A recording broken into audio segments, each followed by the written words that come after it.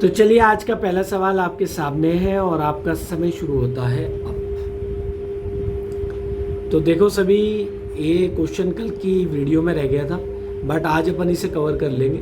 उम्मीद करता हूँ कल काफ़ी सारे बच्चों ने आंसर दे दिया होगा। आप देख रहे होंगे मेरी वॉइस थोड़ी सी चेंज है, थोड़ा कफ एंड कोल्ड हो गया था, तो बीच में वीडियो नहीं आ पाया, लेकिन कल से मैंने कोशिश करी है, जैसे सही हुआ मैं आपको वीडियो देने लगा। पहला सवाल ये है और इसका आंसर बताइएगा और आपका टाइम होता है अब। चलिए, तो देखिए आपको कुछ नहीं करना है, इसके अंदर आपको बताना है। आपको ये पता है रेटिंग ऑफ ट्रांसफॉर्मर आपको दी गई है,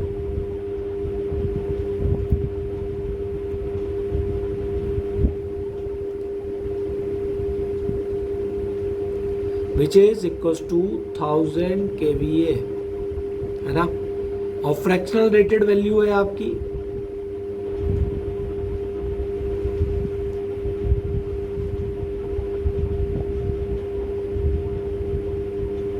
1.24। तो आपको परमिसिबल लोड वैल्यू बतानी है।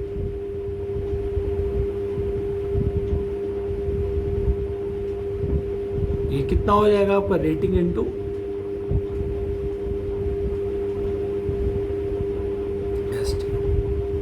1.24 मल्टीप्लाई बाय 1000,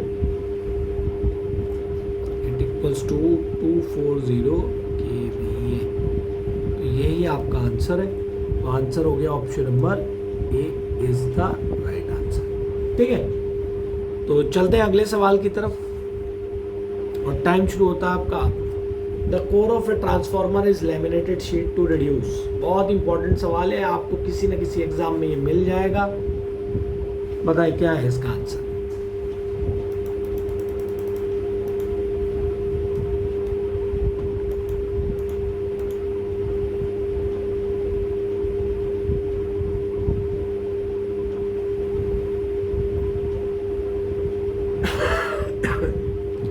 टाइम होता है आपका अब।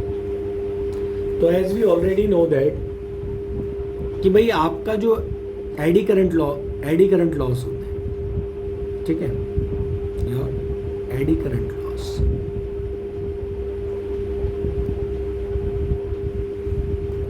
Are reduced by laminated sheet.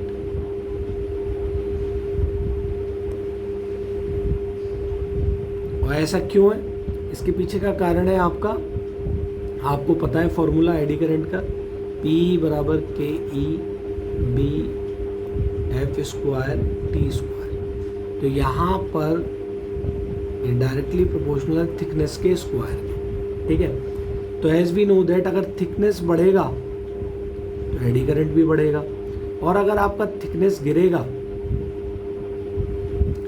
तो एडी करंट और वैल्यू से कम होगा, क्योंकि स्क्वायर है फंक्शन। ठीक है, इसी कारण से, इसी रीजन की वजह से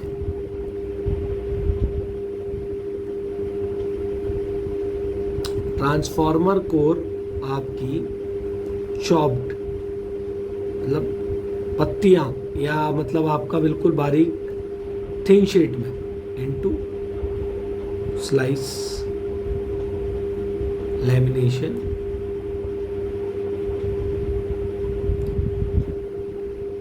to reduce pores। तो आंसर हो जाए बेटा इसमें ऑप्शन नंबर बी। लगाना, सी मत लगा देना।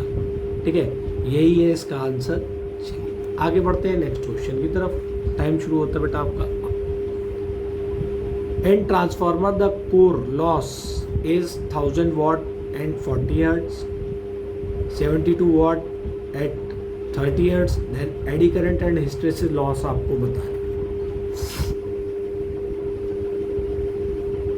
क्या होगा इसका आंसर।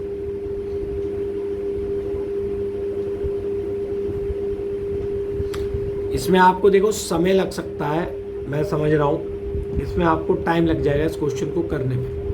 ठीक है, लेकिन हम कुछ पॉइंटों को दिमाग में रखें। हम सबको पता भाई आयरन लॉस क्या होते हैं।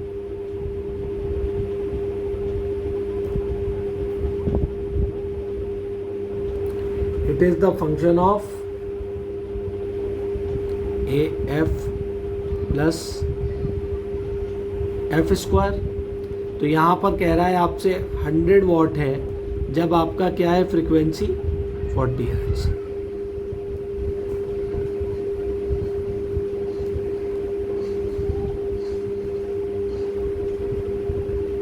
$72 है जब आपका 30 है।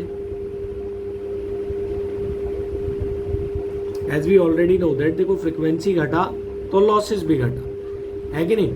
अब इसमें अगर मैं सॉल्व करके बाय सॉल्विंग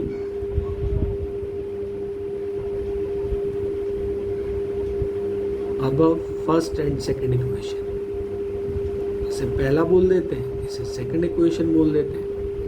तो ए और बी का वैल्यू मेरे को मिल जाएगा। ए का वैल्यू आया 21/10, बी का वैल्यू आया 1/100। ठीक है, तो यहाँ से आपको eddy current loss at 50 hertz कितना मिल जाएगा, पुट करो 1/50 का square which is equal to 25 watt. और पीएच कितना मिलेगा एट 50 पर,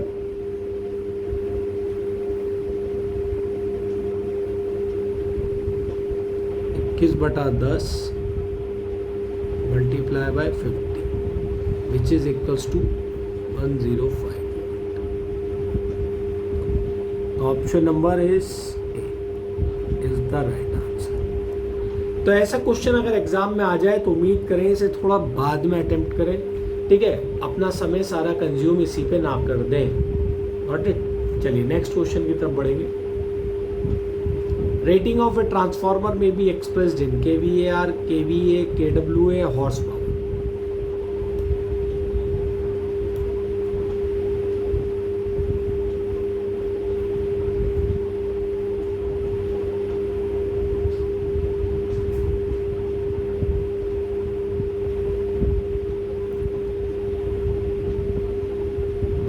ये मैं पहले भी एक्सप्लेन कर चुका हूँ कल के वीडियो में भी, तो उम्मीद करता हूँ आप सारे के सारे आंसर दे ही देंगे। इसका राइट आंसर है my dear option number A. ठीक है, ऑलरेडी मैं आपको कल एक्सप्लेन कर चुका हूँ कि volt pass losses are not independent of losses of transformer are independent of power factor। ठीक है, इसलिए they are represented in kVA। next point, which of the following is not a part of transformer installation?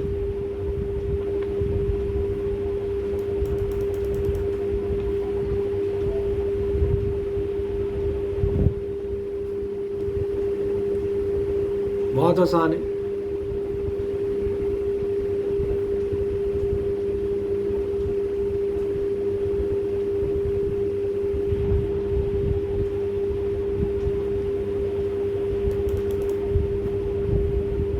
Time up.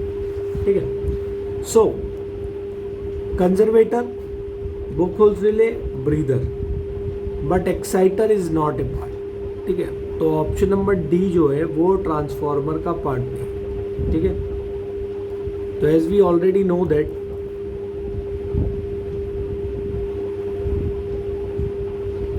Conservator क्या करता है भैया आपका, maintain oil level.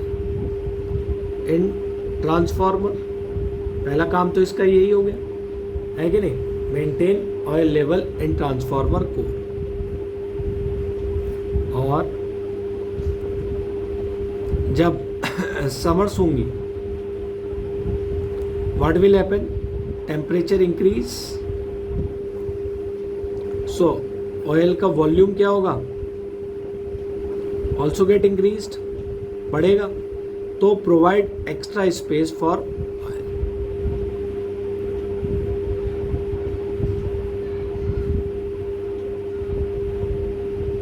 ठीक है, तो ये समर में काम करता है। विंटर्स में क्या होगा, टेम्परेचर कम, ऑयल का volume come, So what will happen at that moment? It will oil level कम हो जाएगा, oil level reduced. So provide extra oil.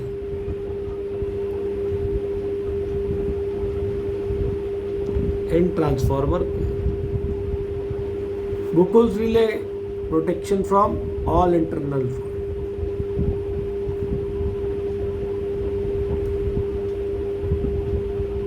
Internal fault of transformer.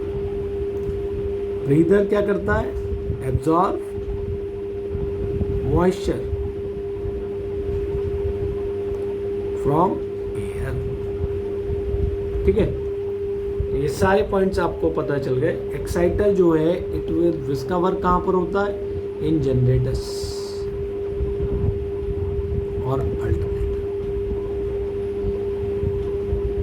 ठीक है, चलिए नेक्स्ट क्वेश्चन की तरफ बढ़ेंगे. टाइम शुरू होता है आपका. Ideal transformer is one which has no loss and magnetic leakage, losses but magnetic leakage, interleaved primary secondary winding, a common core for primary and the secondary winding.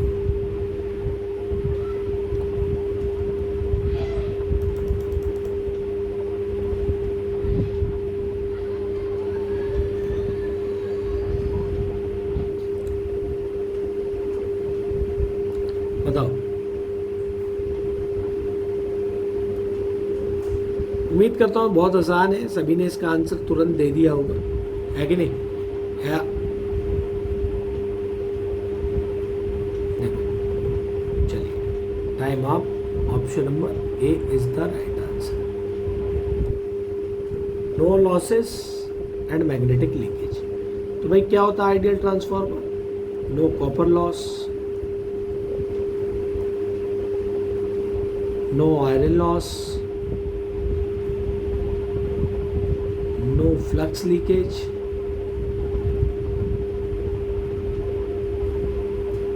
efficiency 100%, voltage regulation 0%.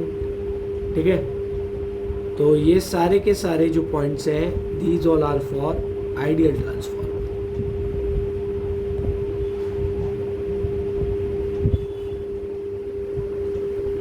क्या हो गया? Option number A is the right answer. Keep in your mind. Next question.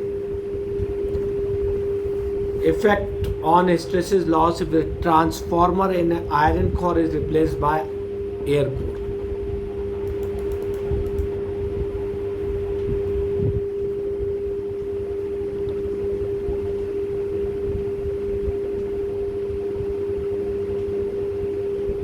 क्या होगा इसका right answer?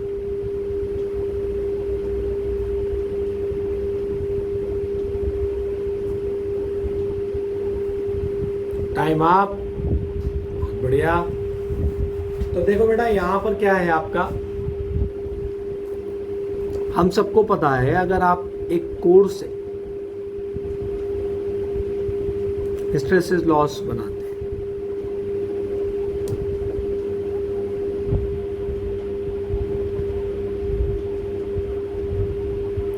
तो यहाँ पे आपको मैं ऑलरेडी बता चुका हूँ, जितना बड़ा ये कर्व का एरिया होगा, हिस्टेरेसिस कर्व का एरिया जितना ज़्यादा होगा उतना ही आपके कोर लॉसेस ज़्यादा होंगे, उतने आपके हिस्टेरेसिस लॉस ज़्यादा होंगे, है ना. More area of curve, more energy loss.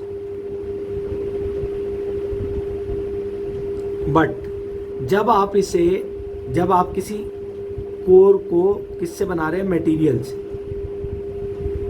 तो BH कर्व जो आपका होता है आपको ये मिलेगा. But if core is replaced by air, तो हमें सबको पता है कि इसका क्या होता है, it will be a straight line. ठीक है, और यहां पर आपको क्या मिलता है, सैचुरेशन पॉइंट भी मिलता है इसमें. बट यहां पर आपको क्या मिल रहा है, माइनस का H, so it is no saturation. ठीक है, अगर आपने एयर लिया तो यहाँ कोई सेचुरेशन नहीं है, और देखो लाइन का कोई एरिया नहीं है, तो क्या होगा, तो जितना एनर्जी स्टोर करा उतना ही एनर्जी आपको दे दिया, so there will be a no loss.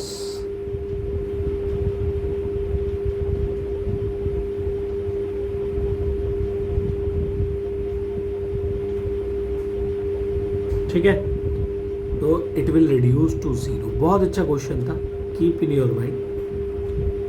Option number B is the right answer. ठीक है, ऑप्शन बी इसका राइट है। नेक्स्ट चलते बेटा अगले क्वेश्चन पे। Which part of the transformer is subjected to maximum heating. बहुत अच्छा सवाल है, काफी बार आता है एग्जाम में। मुझे याद है एक बार आरआरबी जेई में भी आया था ये क्वेश्चन 2019 में।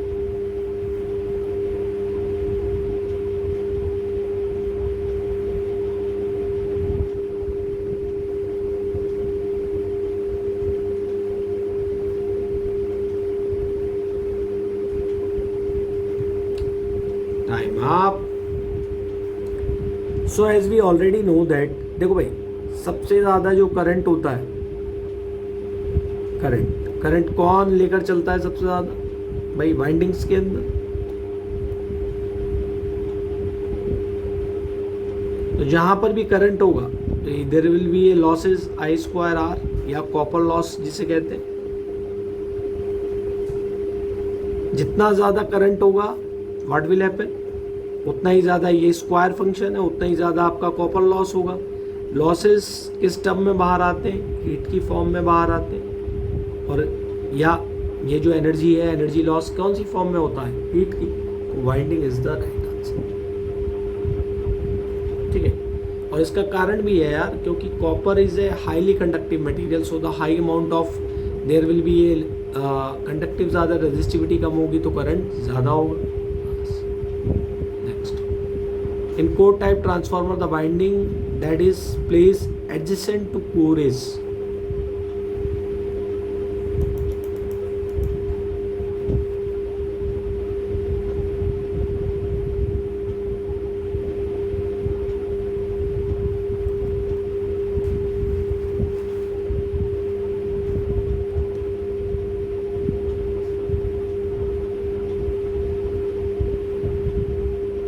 Time up. बहुत अच्छा क्वेश्चन है, उम्मीद करता हूँ सभी ने इसका आंसर दे दिया होगा। देखो यार, हम सबको ये लगता है कि एक पॉइंट पे तो अगर ऊपर के सेक्शन से अगर आप देखें, है ना, if you will see from top of the section, तो आपको क्या मिलेगा, हाफ वाइंडिंग जो रहता है आपका,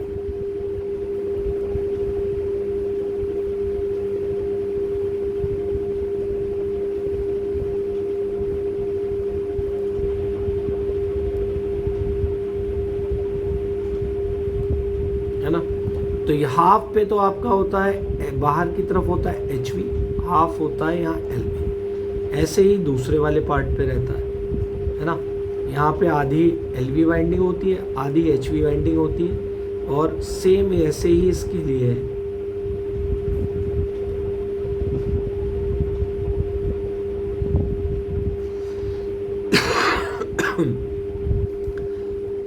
आधे अगले लिंब पर आधी एल वी वाइंडिंग और बाहर आधी H we winding. So my point was that कि यहां पर आप देख रहे हैं कि ये जो कोर है, कोर के एडजेसेंट जो सबसे वाइंडिंग है वो आपकी low voltage winding.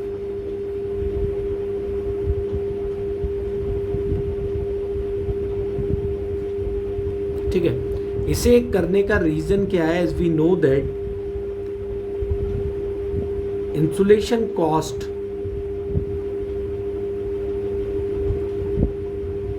is directly proportional to voltage square. If the voltage is high, then insulation cost is high. Voltage is low, then insulation cost is low. तो for reducing the transformer cost, हम क्या करते हैं, यहाँ पर LV winding को यहाँ पर प्लेस कर देते हैं adjacent near to the core. But इसका कॉस्ट से ही मतलब नहीं है, इसके बहुत सारे और भी एडवांटेज हैं। सबसे पहला क्या है भाई, ऐसा करने से हमें जो मिलता है, सबसे पहला हमारा रिड्यूस होता है leakage flux, reduced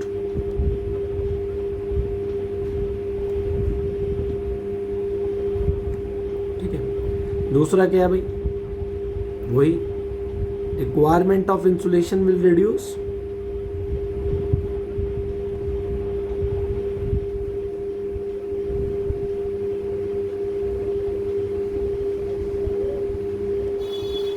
by which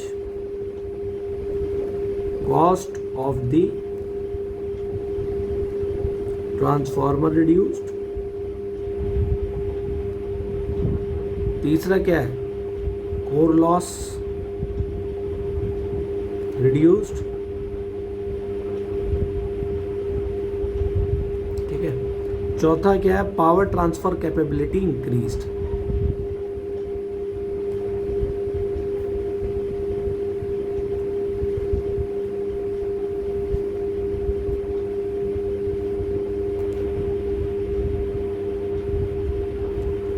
ठीक, तो ऑप्शन है इसका C is the right answer, C is the right answer, either low, ठीक है, और हाई वोल्टेज वाइंडिंग। ठीक, तो जो इसका सी आंसर काफ़ी बार ऐसा सोचते हैं, ये टोटली गलत है। ये सिर्फ मैंने इसलिए कहीं ऐसा ना हो, देखिए मैं लाइव नहीं पढ़ा रहा हूँ, मैं आपको सिर्फ रिकॉर्डेड पढ़ा रहा हूँ, आई कैन अंडरस्टैंड, तो थोड़ा इंटरेस्ट करने के लिए ऐसा किया जाए जिससे आप जाग जाएं बीच में, ठीक है। तो बेटा low voltage winding, option number A is the right answer, A is the right answer. तो ये पूरा एक्सप्लेनेशन आपको अपने माइंड में रखना है, ये सारे पॉइंट्स आपको अपने माइंड में रखने हैं। नेक्स्ट क्वेश्चन है, और टाइम शुरू होता है आपका अब।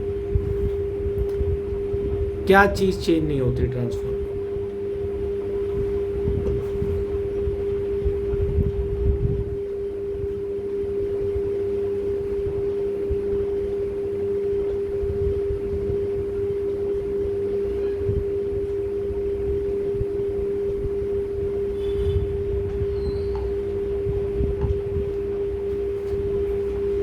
Time up. तो ट्रांसफार्मर के अंदर जो चीज कांस्टेंट रहती है, पावर, फ्रीक्वेंसी, इन दोनों के दोनों हमारे क्या रहते हैं, कांस्टेंट, ठीक है, क्लियर। तो यहां पे देख लीजिए, frequency option number C is the right answer. ठीक, चलिए नेक्स्ट क्वेश्चन की तरफ बढ़ेंगे।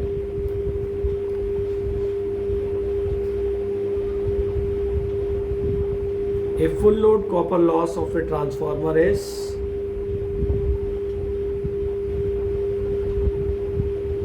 this. तो at half load copper loss will be क्या हो?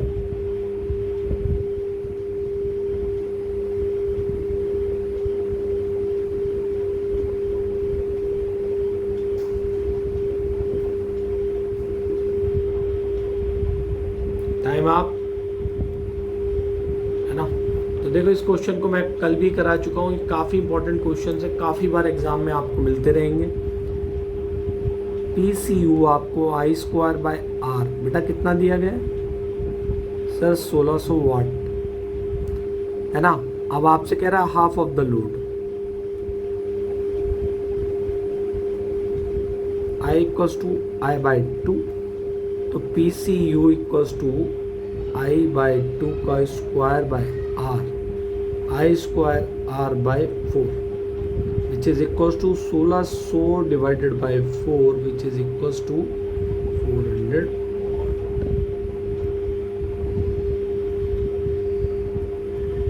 ऑप्शन नंबर ए। इस वाले क्वेश्चन के कहने का क्या मतलब था? अगर कोई भी नया स्टूडेंट है जो पहली बार देख रहा होगा, तो मैं थोड़ा सा पॉइंट बता देता हूँ आपको।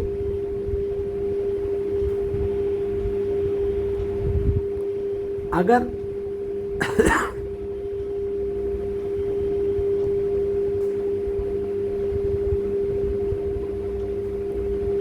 देखिए जैसे ये ट्रांसफार्मर है, अगर आपने इनपुट साइड 50 हर्ट्ज सप्लाई लगाया है तो आउटपुट साइड भी आपको 50 हर्ट्ज ही मिलेगा।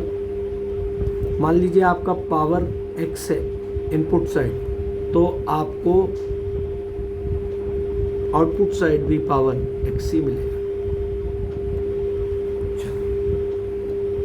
नेक्स्ट क्वेश्चन की तरफ चलते हैं। टाइम शुरू होता है आपका, आप बताएं। बहुत आसान क्वेश्चन है।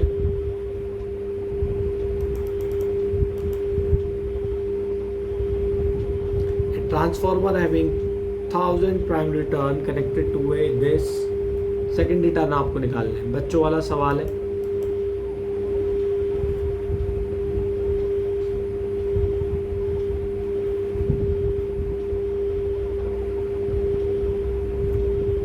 टाइम आप। तो देखो यहाँ सबसे इंपॉर्टेंट क्या है, आपको पता ही है। टर्न रेशियो N1 बराबर N2 equals to V1 V2 1000 divided by N2 which is equals to 250 by 400. So N2 equals to 400 divided by 250 and you will get 1600 tons. तो option number B is the right answer. अब देखो ये सब तो हो गया यार, एक तरीके से मैंने सॉल्यूशन दे दिया आपको, बट आपको तो स्मार्ट गेम खेलना है। आप ऑलरेडी जानते हो number of turns directly proportional to voltage. Voltage बढ़ेगा तो नंबर ऑफ टर्न्स बढ़ेगा। तो अगर यहाँ प्राइमरी पर 1000 टर्न है 250 के लिए, तो 400 के लिए 1000 से ऊपर ही आंसर होगा। टिक लगाना, भाग लेना है, ठीक है। चलिए next question. Main purpose of using a core in a transformer is to.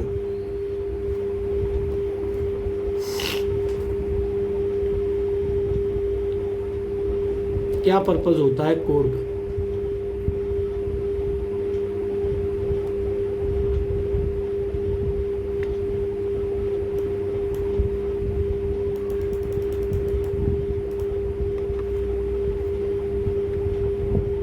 Time आप।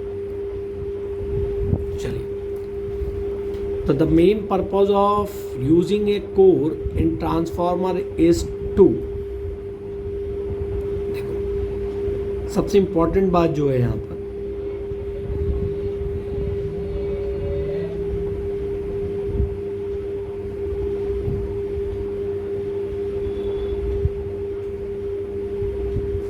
ये जो कोर के लिम्ब है इस पार्ट के अंदर बेटा,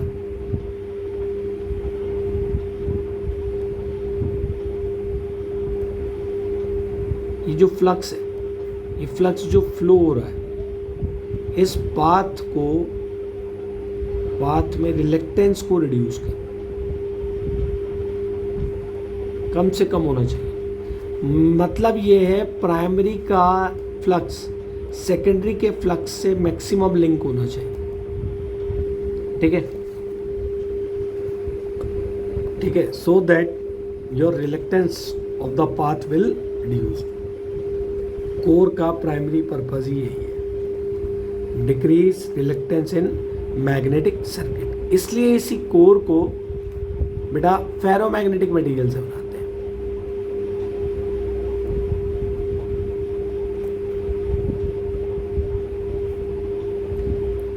ठीक है, ferromagnetic material like silicon, steel. Steel जो है फेरोमैग्नेटिक मटेरियल है, ठीक है, जिससे आपकी परमेबिलिटी म्यू का वैल्यू बहुत हाई हो एंड योर रिलेक्टेंस एस बराबर L over mu A. The mu is high, your reluctance will reduced. तो ऑप्शन नंबर डी जिसने भी दिया है आंसर, एकदम बढ़िया आंसर दिया है। आगे बढ़ते हैं next question. A transformer operate in parallel which share the load depending on there.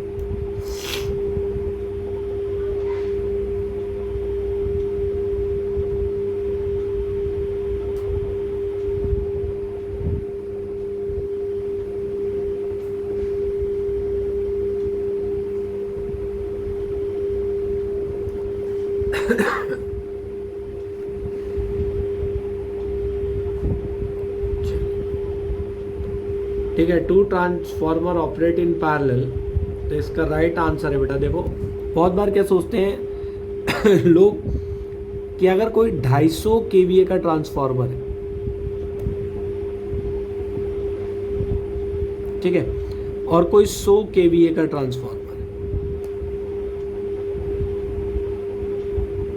इन दोनों को पैरेलल में कनेक्ट नहीं कर सकते। क्यों?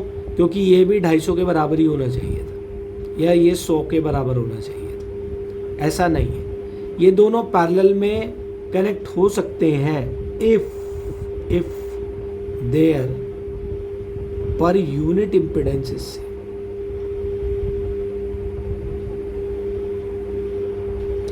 Should be equal.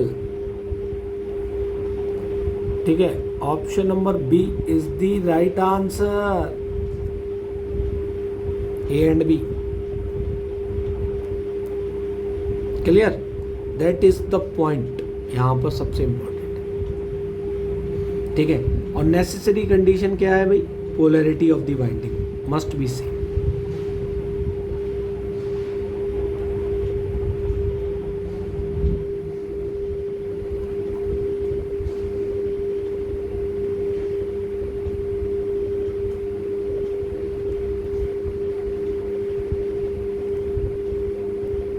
Must be same. Clear? I hope these all point have been clear to you. तो option number B है वो यहाँ पर एकदम सही है। नेक्स्ट क्वेश्चन की तरफ पढ़ेंगे। टाइम शुरू होता है आपका। पावर ट्रांसफार्मर है usually design to have maximum efficiency.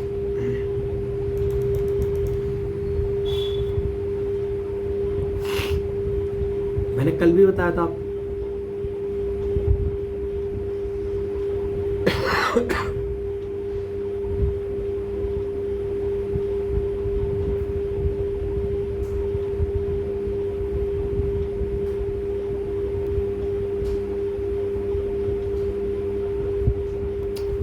इसका आंसर है यार full loop.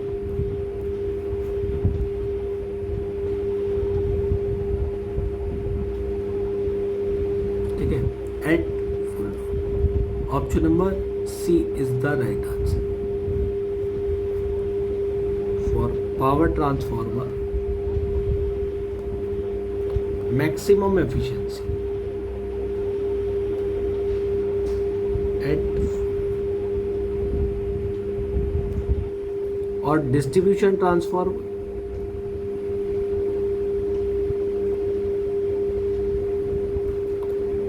Maximum efficiency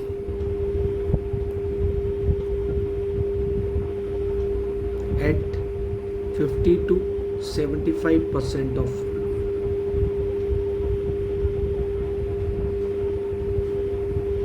option number C यहां पर बिल्कुल राइट है। ठीक है गाइस, चलिए नेक्स्ट क्वेश्चन की तरफ। Isolation transformer as a turn ratio of 1:2, 1:1, 2:1 can be any ratio. बिल्कुल भी टाइम ना खराब करने वाला सवाल है ये।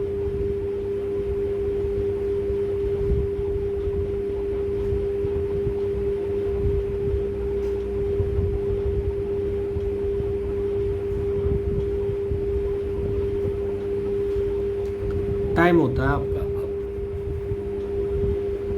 ऑप्शन नंबर क्या है इसका? 1:1 सी।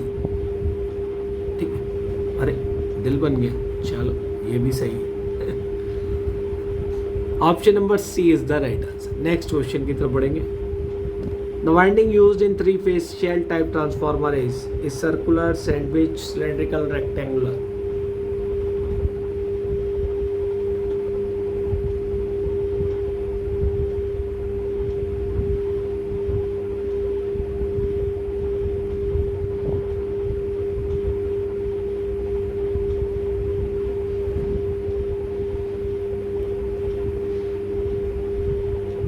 Time up. तो देखो शेल टाइप ट्रांसफार्मर में क्या होता है, बड़ा बढ़िया सा है यहाँ पे भी कॉन्सेप्ट।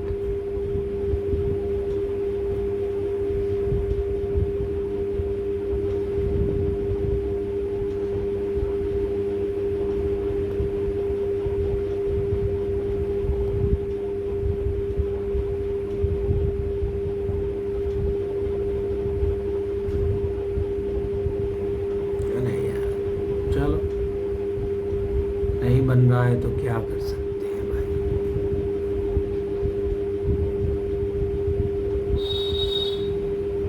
चलो बन गया फाइनल।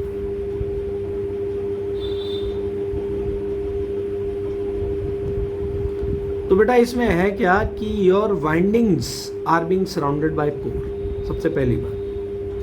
तो सैंडविच वाइंडिंग का मतलब क्या होता है, इस तरीके से ये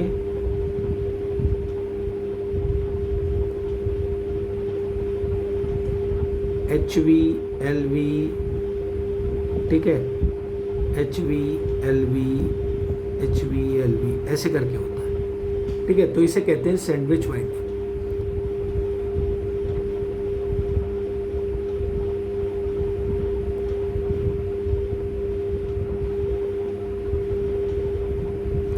अब यहाँ पर क्या होता है, हाफ ऑफ द फ्लक्स यहाँ पे रहता है इस लेन में, ये क्वेश्चन भी पूछ लेता है। 50% फ्लक्स या हाफ ऑफ द फ्लक्स यहाँ रहेगा और 100% फ्लक्स आपका यहाँ रहेगा। तो in one limb it contain 50%, other limb 50%, central limb it will be 100%, है ना। नाउ इससे होता क्या है, अब आप देख रहे हैं यहां पर टू क्लोज मैग्नेटिक पाथ है।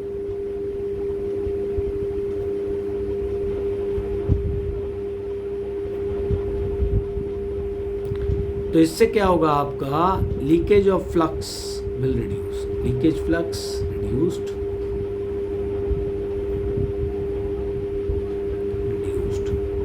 दूसरा एडवांटेज क्या है, जब ये होगा ऐसा तो कोर लॉस सर्जी रिड्यूस्ड, ठीक है।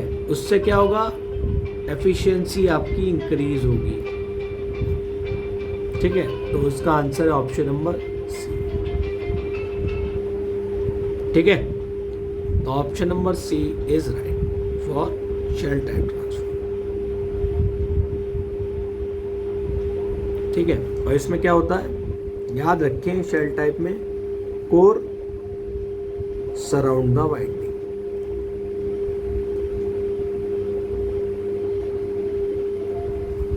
नेक्स्ट क्वेश्चन टाइम शुरू होता, आप अभी कराया था ये क्वेश्चन, फिर अगेन आ गया है।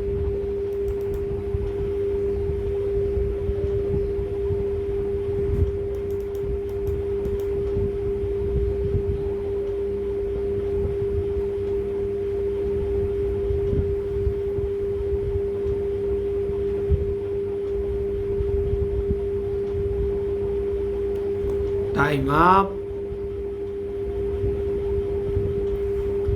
देखो, PCO आपको कितना दिया गया है, I²R।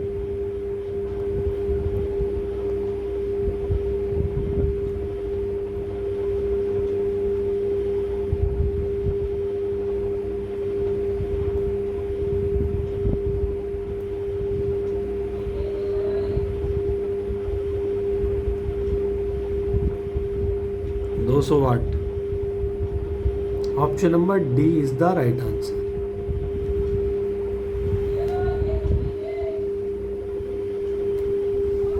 Next question,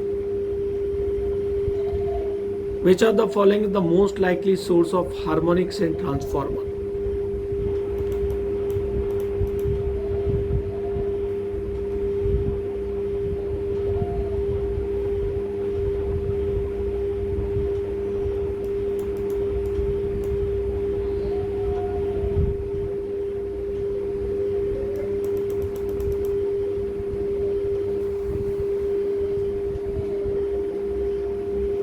time up. बहुत अच्छा क्वेश्चन बेटा। इसमें आपने अभी मैंने आपको BH कर्व के बारे में बताया था।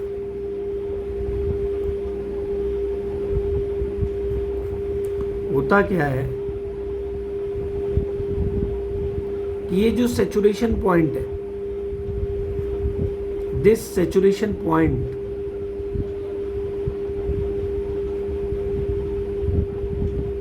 is responsible for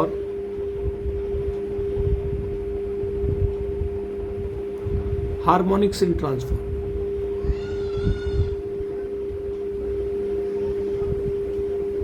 core saturation बहुत इंपॉर्टेंट, ठीक है। तो इसमें कभी कभी पूछ लेता अगर एयर कोर होगा there is no harmonics.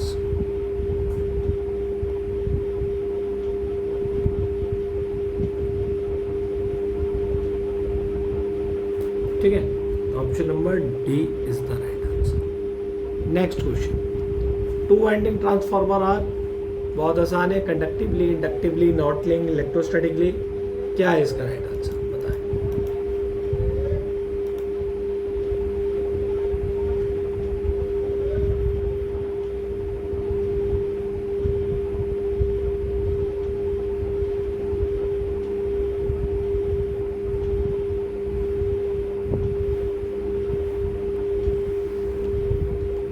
Time up. चलिए, तो कैसे होते हैं, both are inductively linked, option number B है ना। इसमें तो ज़्यादा सोचना है नहीं, सीधा आंसर देना, आगे बढ़ना है। क्या एक्सप्लेनेशन सबको पता ही है, इंडक्शन पे काम करता है, इंडक्टिवली लिंक्ड होंगे। ऑटो ट्रांसफार्मर में दोनों तरीके से होते हैं, कंडक्टिवली, तो याद रख लो, लिख लेते, to winding transformer,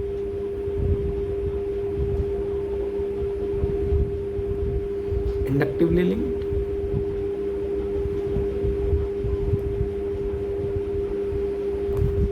auto transformer, conductively plus inductively linked, isolation transformer, नाम से ही पता चल रहा है electrically isolate.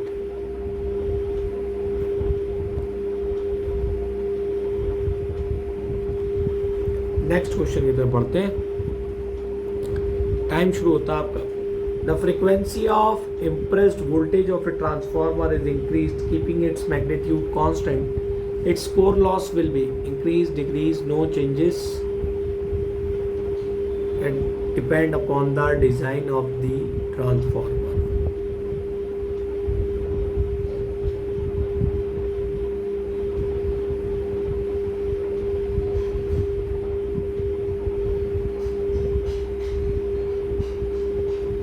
Time up.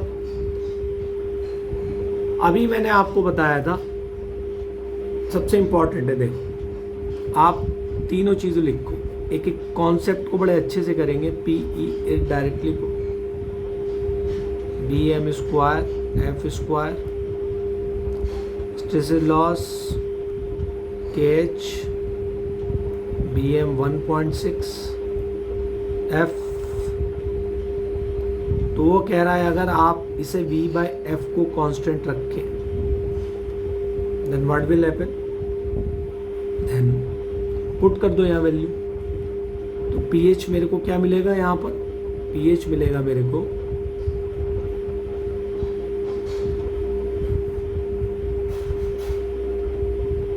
KH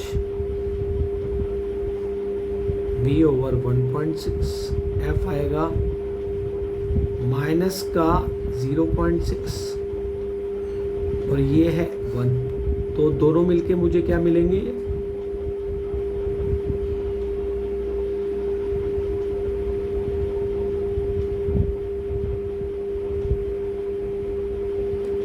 ठीक है, सॉरी ये 1.6 रहेगा ना, यहाँ मुझसे ही मिस्टेक, 1.6 और ये 1, दोनों मिलके क्या मिलेगा पूरा टोटल, KH 1.6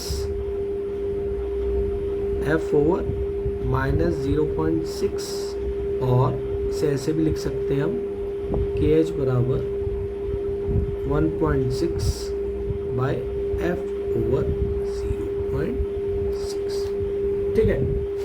सो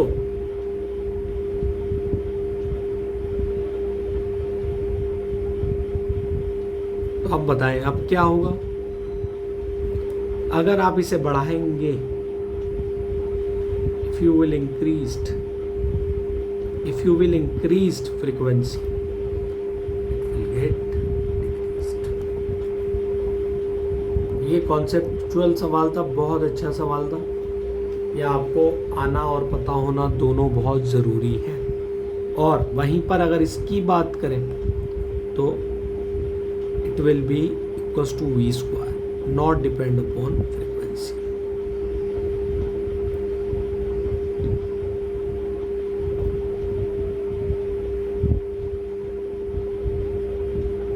ठीक है,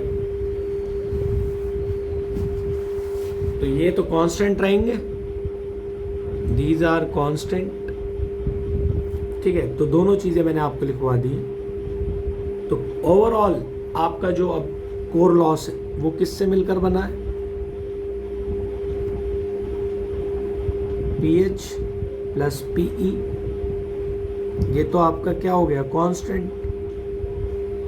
और ये आपके घट रहे हैं, तो कोर लॉस आपके घट रहे हैं। ठीक है, बहुत अच्छा क्वेश्चन। आई होप ये सॉल्यूशन आपको हेल्प करेगा हर एक पॉइंट को समझने में। नेक्स्ट क्वेश्चन,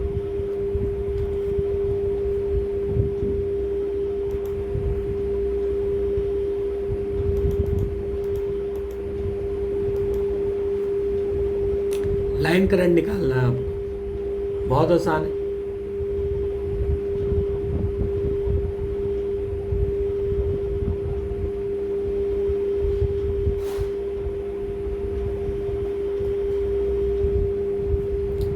उम्मीद करता हूँ अब तक तो आपने आंसर निकाल लिया होगा। देखो VPH क्या होता है इसमें? VL by under root 3। Star delta है ना, LV साइड पे आना है, तो फॉर स्टार कनेक्शन की बात करूँगा आपसे। तो VL मेरा क्या हो गया? Under root 3 VPH। IL मेरा क्या हो गया? Divided by under root 3 into 415 equals to 55.65 ampere. Option number A is the right answer.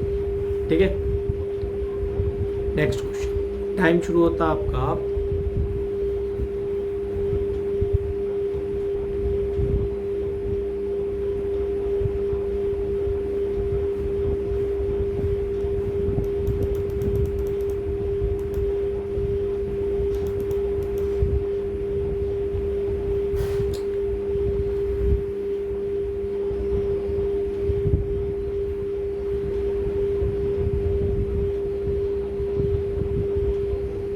Time आप। यार देखो बहुत आसान है, हम सबको पता है। इतना याद रखना आपको, ऑटो ट्रांसफार्मर में only one winding. One winding reduce होने का क्या मतलब हो गया? Your copper material reduced, your overall cost reduced, your weight reduced। जब कॉपर मटेरियल कम होगा तो कोर भी आपका क्या होगा? कोर मटेरियल भी reduced। so your overall cost, your overall size of transformer will get reduced। तो पुअर रेगुलेशन नहीं होता, गुड रेगुलेशन होता है। स्मॉल साइज बिल्कुल राइट, पुअर एफिशिएंसी नहीं, हाई एफिशिएंसी होता है। तो जब मटेरियल ही कम है तो losses are reduced, efficiency is high. ठीक है, losses are reduced, voltage regulation will increases. सारी चीज़ें मैंने आपको यहाँ बता दी। But there will be a no better isolation, there will be poor isolation, क्योंकि इंडक्टिवली कंडक्टिवली दोनों कनेक्टेड रहता है। ठीक है, नेक्स्ट क्वेश्चन। टाइम शुरू होता है आपका। इसका मैं एक्सप्लेनेशन ही दूंगा, आप ही लोग देंगे, और फिर इसके बाद हम इस टॉपिक को एंड करने वाले हैं।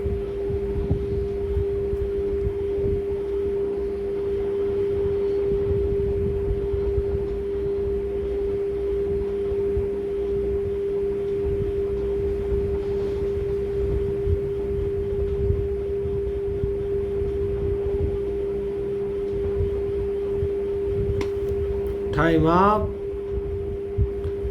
जाहिर सी बात है किसमें होता, parallel resistance with high value.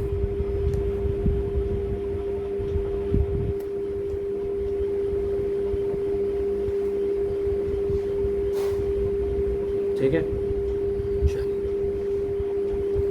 Option number C is the right answer. ठीक है guys, thank you so much, take care.